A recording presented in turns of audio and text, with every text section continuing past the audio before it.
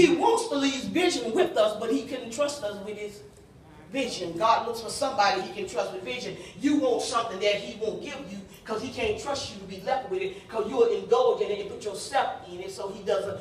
He sits down to teach because he teaches you before he appoints you. He trains you. He prepares you. He gets you ready. Watch this. He teaches his disciple in the midst of him trying to get them ready for his departure. He finds himself being plagued by a great company. They're coming because they've seen him. They've heard of his wonders and his greatness and what he can do and how he does great things and how great things are coming about his ministry and the work that he does in there. They see, but Jesus is already made. And the Bible says, when he sees them, he's the company. When Jesus then lifted up his eyes and see a great company come unto him, he said unto them, when shall we buy bread that these may eat? And he goes through and he is being utilized to make sure that they are well taken care of and they are fed. He feeds the multitude. The 13th verse. Therefore they gathered them together and filled 12 baskets with the fragments of 5 barley loaves, which remained, I'm at the 13th verse, remained over above unto them that had eaten. Then those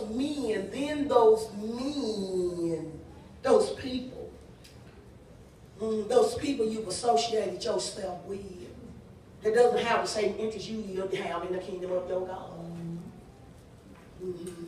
Those men that saw his greatness, his power, his extraordinary way here, he saw the ability to be persuasive and how he drew multitudes out of his speech. And then the Bible, and then those men, when they had seen the miracle that Jesus did, said, this is a truth that a prophet that should come into the world. Notice it said this is true of the prophet that they said was coming, therefore he was already made. They saw what had already been spoken. God spoke and it stood fast. Yes. It had a season to manifest, but it already was in activation. Are you with me? Yes. Watch this and watch this. And the Bible says, when Jesus therefore perceived that they would come and take him by force to make him a king. You hear that? Mm-hmm. To make him, he perceived what they're up to. Mm-hmm. That's why you can't never get caught up when people tell me, oh, you really preached this sermon. Oh, you really did this. Oh, you really did that. You got to be careful because you'll get caught up in believing something about yourself, and it'll allure you. It's the way Satan does to trick you and make you think you're doing something, or that you're something, or that you're all that and a bag of chips, and that it's no longer about God. Yes. Jesus, knowing what their motives were and how they perceived in their thoughts, we're gonna handle this. We're gonna use this to our advantage. The Bible says they come take him by force to make him a king. When he realized what they were up to, he made a decision to depart alone. He left those people that wanted to make him like them. People can come too familiar with their leader or the visionary and lose sight of the vision because they don't really no longer respect the mantle. Mm-hmm. That's why you have to be careful of the company you keep and limit the company you keep, because people lose sight of who you are and they just start disrespecting who you are, and they did start losing respect. They saw something, but they wanted to harness it. Yes. They wanted to keep it on their level. They knew it was greater than them, but they wanted to partake of the greatness. Yes. So he perceived their thoughts, what they were up to. You got to recognize what people are up to you when they're working against what God is trying to get accomplished. That's right. You got to understand what the devil is trying to do when he's trying to stop the purpose and plan that God has for your life. Oh, you can't do that, girl. Well, you know, I thought about going up here and just starting this story and doing this. And, oh, you can't do that. See, they don't come and encourage you because they know you're gifted, but they want to harness your gift. Well, you can go over here and do this over here because this will work for you. No. What will work with you is what God has called you to. Yes. They didn't recognize. They wanted to make him a king, but Jesus, knowing his purpose. You ain't come down here to be out to be a king, to sit on the throne, and you sit around the table and discuss business and argue about kingdoms and argue about who land gonna get this and who gonna get that land. And that's not my purpose. I come to bring salvation. I am the Savior of the world. I didn't come to get a scepter and sit on a throne and you throw a robe on my back and put a earthly crown on my head and I sit there till I get old and die. Jesus knew his purpose. When you are made by God and truly shaped by God, God will make you understand his purpose. And with that purpose will be manifestation. And if there's no manifestation, then you trying to be a king that God ain't called to be a king. Yes. Jesus didn't let the people trick him into being something he wasn't. What has the devil tricked us into doing that goes against the will of God? They come to make him a king because they saw something. Mm-hmm. See, Satan will seduce you into doing what he wants because he wants the glory. And he know if it sounds good and make you feel good, he got you. You have to watch the traps because people will set traps for you for what they want. They wanted him because they saw the power. They wanted him because they saw the miracles. A lot of times, people want position because they see what power it generates with it. They don't always want what they want for the right reason, and that's why they do what they do, because they want it for the wrong reason. They need to feel important, so they do something crazy to make themselves feel important, not knowing that the devil is trying to get you. Yes. Jesus knowing in their heart.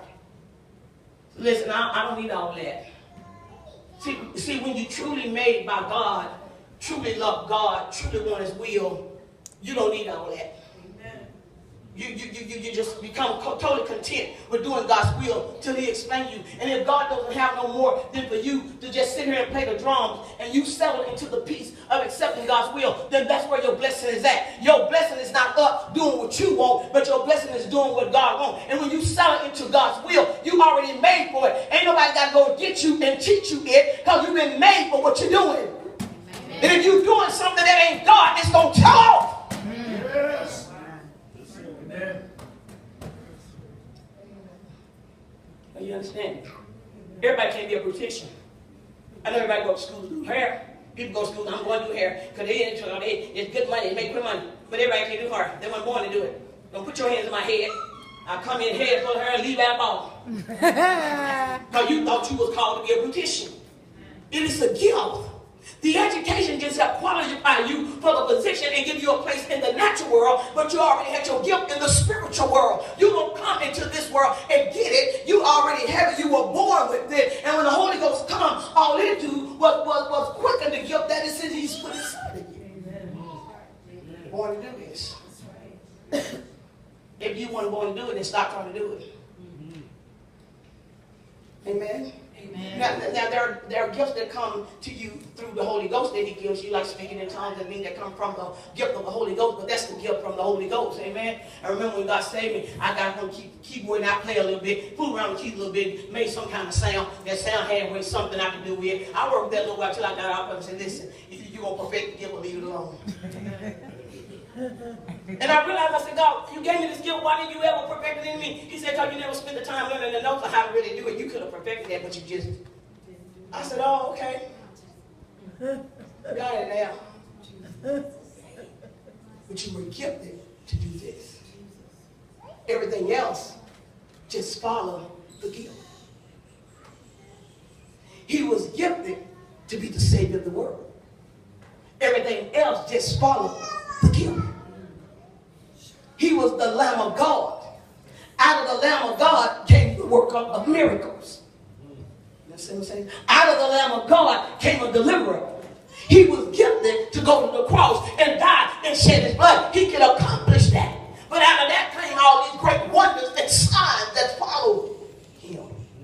But they didn't want that. They wanted a king for the power. Why do you want him? For the influence? For the power? For the connections you're going to make? for the notoriety, for the respect, so somebody can look to you and make you think you somebody and something. What do you want the position of a leader or a person of importance in God's kingdom? What do you want it for? Do you want it for the right reason? That souls are being changed? Well, it doesn't matter to God whether you change it from here or whether you change it from out there. The problem is not with God. The problem is with you cannot accept.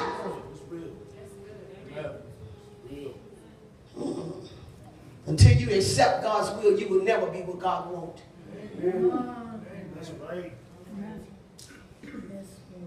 Till you accept His plan, what did He tell you? Did He change it? Did He come in one day and say, oh, forgive me, I didn't want you to do that because Apostle Ron don't know she's talking about no more? Then if that's the case, why He continued to pour abundance of revelation into him? I'm amazed at people. Well, you know, all the anointing there, really? Then why is the revelation still flowing?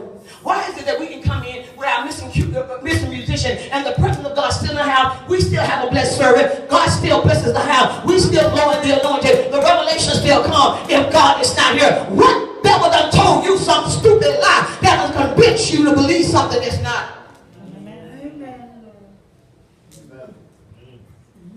Now, if you could have made me or made him and her, then you may have continued.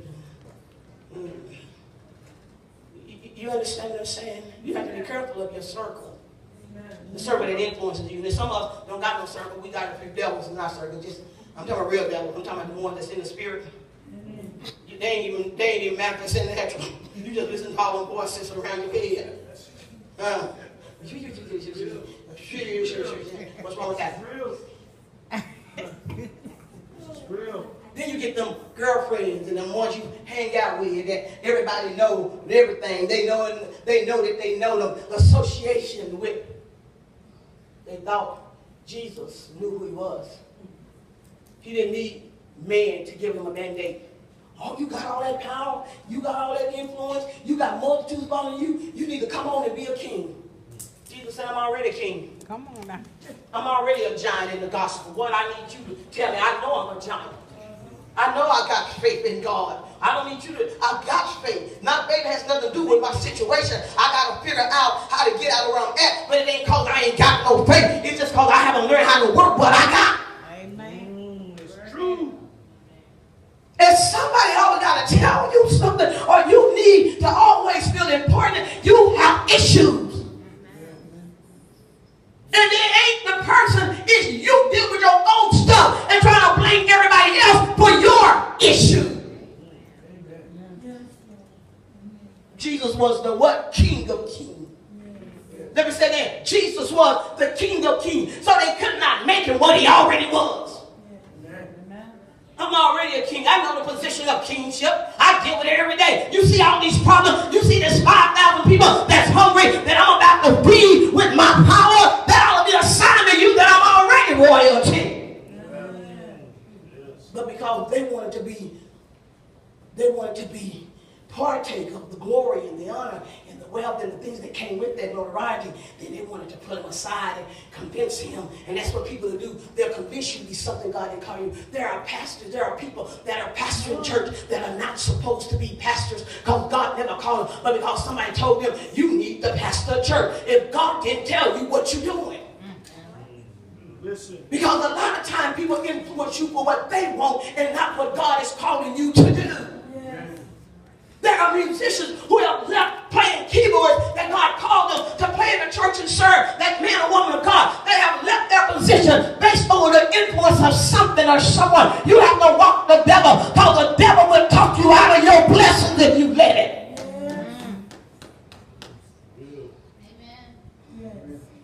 Because you confessed in your flesh. There's only one king. That's why they call him King of Kings, Lord of Lords. Amen.